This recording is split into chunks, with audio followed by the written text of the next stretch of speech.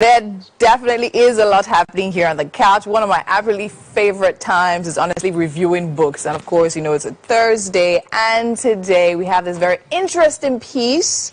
Your book will sell, right? And this is by Emeka Nobis, an author who resigned from his job to focus on helping individuals who have a message to share with humanity. But are you scared, doubtful, and confused to be exceptional? Don't be. Good morning, Mr. Emeka. How are you doing? Good morning. Welcome to Wake Up Nigeria. Okay, so now this is a very good book. I will say that myself. And but before we get into what we have here, now tell me, what was it that was so pressing? Why did you feel the need to literally quit your day job and then pursue helping people put their messages out there? Why? Well, it happened to me when I got the job.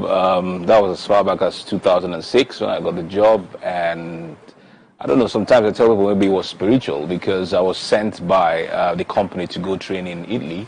Okay. And it was while I was there, I just started hearing this voice telling me, is this all that you have to do with your life? Okay. Is this what you have to do? Okay. You know, so the voice kept on coming, you know, it was persistent, you know. So I started, after a while, I just started giving heed to the voice.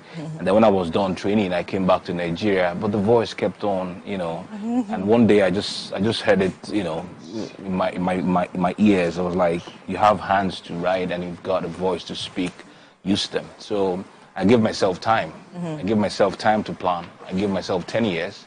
Wow. So between 2006 to 2016, I was working for the company at the same time, planning my exit. So, oh, nice. Yeah, 2016, I fully resigned, and then I've been on my own ever since then. Wow. Set up my own consulting firm. And for writers? Yeah. No, not necessarily for writers. Okay. I consult for small businesses. Writing for me is a tool of expression. So if you've got knowledge, you've got experiences, you've got your stories, you've got your expertise, it's things you've mastered, you can put them in form of a book and release them out there to the world, because someone is looking towards having some form of emancipation, some form of transformation by looking at your story. And every one of us, we have our own unique stories and perspectives to life. So we are all a summation of conversations. I have conversation with you, add it to my life.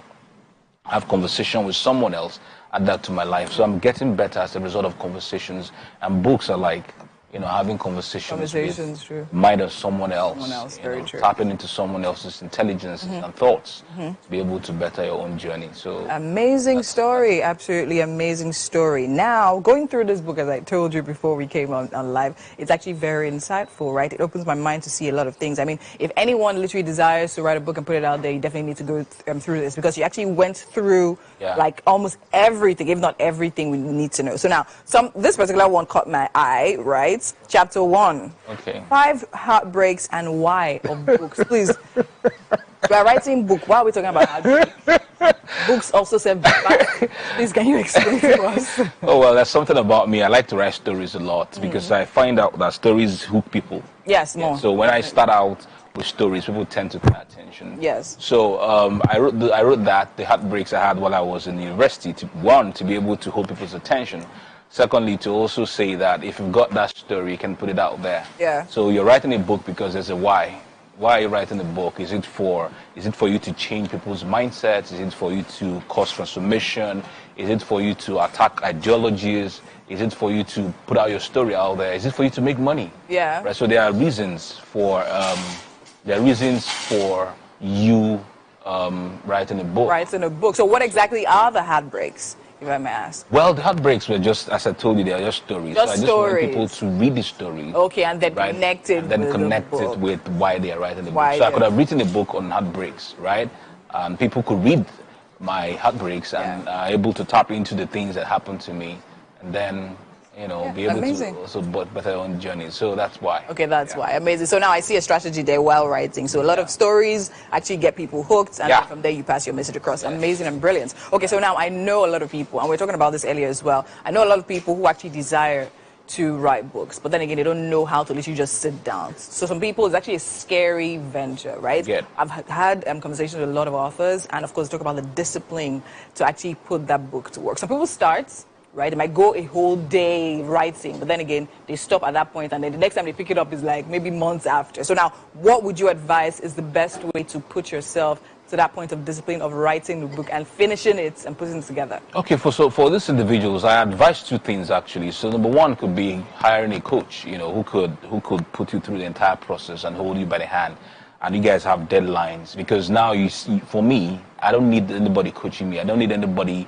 holding my hands, because for me it's something I do easily. I do it every day. Yeah. So for these individuals, it's okay. Hire a coach, who can give you deadlines, and you guys work on deadlines. Is on your neck, breathing down your neck, so that you guys can achieve it within a set period of time. Okay. But then, hiring a coach can be expensive actually for some individuals, relatively. Do you actually take up the services? Yeah, I do. Oh, so how much? I do. Expensive? Well, we are looking at sometimes 500,000. Oh, Jesus. All right, depending on the stage where the person is actually. I'm not writing about Nigeria. Some individuals, they are at different stages. Some individuals must have, maybe they have written something, they need some refinement. Some individuals are at the idea stage. You need to go from that idea stage to the so that will actually determine. determine. Yeah, so it determines actually the price. So we price and see how we can help. So, but then, hiring could be pretty expensive for some individuals.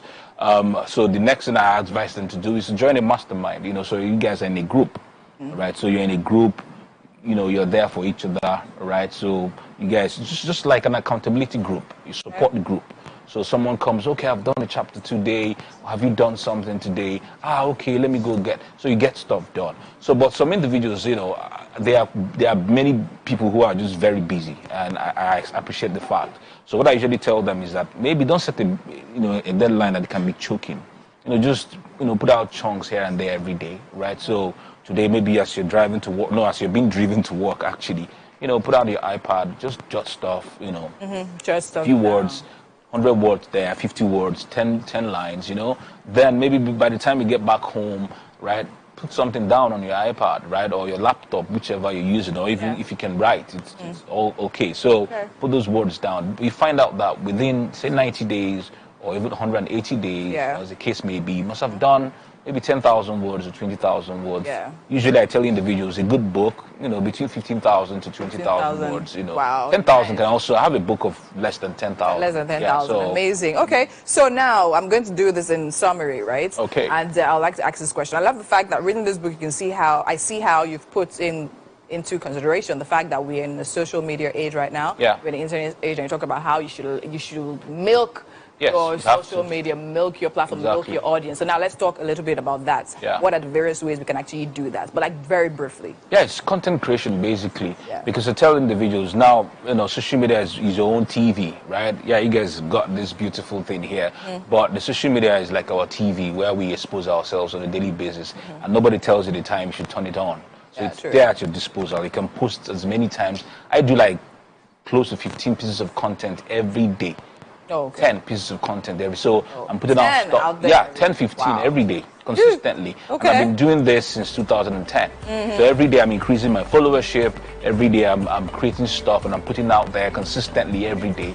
So people can read me. As I'm traveling, I'm talking about my story. As I'm coming here already, people are watching me. My friends are watching. Put it out on social media. Yeah. People can watch and share. As they keep doing that, my popularity keeps increasing. My reach, my influence, like that. So when I have something to put out there, people tend to buy. So that's how I tell individuals, just milk social media. It's a very veritable platform, because part of how sales happen, part of how people buy your book is through social media and the things that you put out there and how you build your brand. So thank you so much. I mean, we've literally learned a whole lot from you today, and of course we'll continue the conversation after here. Thank you. So now we have to go on a quick break, right? And when we come back, of course, Wake Up Nigeria continues.